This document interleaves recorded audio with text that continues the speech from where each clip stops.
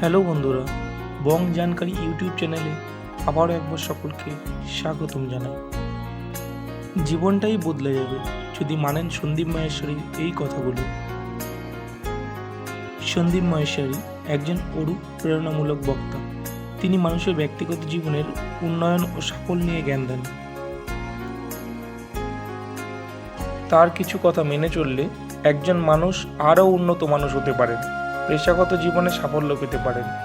চলুন জেনে নেওয়া যাক সেগুলো কি কি। আপনার কর্মজীবনের লক্ষ্য এবং উদ্দেশ্য ঠিক করুন। আপনি কি অর্জন করতে চান তা ঠিক করুন এবং সেই লক্ষ্যগুলোর দিকে এগিয়ে চলুন। আপনার আবেগ এবং আগ্রহ চিনুন।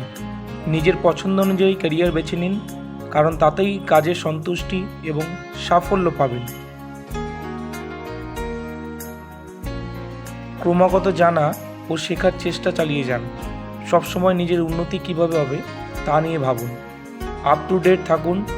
রোজ নতুন দক্ষতা শেখার চেষ্টা করুন।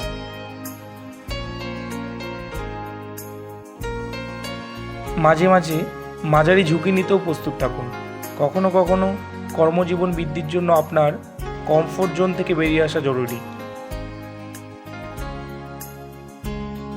মনে রাখবেন, সাফল্যের জন্য কঠোর পরিশ্রম এবং অধ্যবসায়ের প্রয়োজন। আপনার লক্ষ্য ও প্রচেষ্টাতে অবিচল থাকুন।